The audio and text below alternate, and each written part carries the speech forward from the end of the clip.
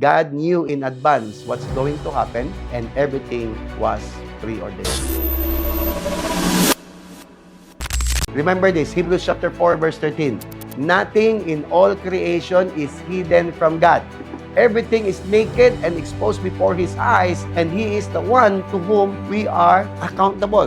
The whole point about this is for you to understand that only God knows all things, and that includes you and your pre-existence and predestination. So nothing will ever surprise God, the Almighty. God knows that His first man, Adam, in the Garden of Eden, if you remember, is going to fail Him. God was not surprised. Neither God was hurt nor angry because Adam disobeyed Him. Before Adam sinned, He already made a plan. Before Adam sinned, he was already redeemed. Bakit? God knew in advance what's going to happen, and everything was preordained. The first ever prophecy happened in where? The gardens. Genesis chapter 3 verse 14. So the Lord God said to the serpent, because you have done this, you are what? Cursed. More than all cattle, and more than every beast of the field. On your bellies you shall go, and you shall eat dust all the days of your life. I want you to understand, God never cursed His man.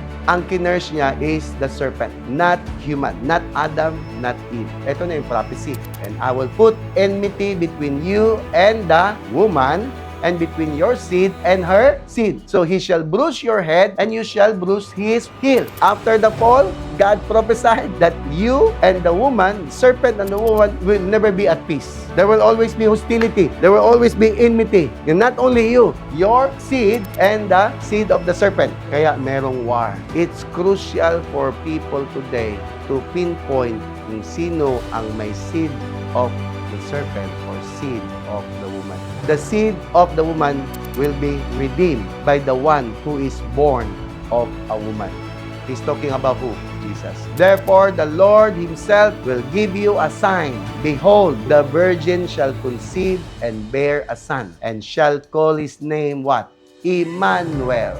Meaning what? God is with us. That's why I made the statement earlier that before Adam sinned, he was already redeemed. Because Jesus was already slain from the foundation of the world. Ibig sabihin, before everything will take place, it's already been solved.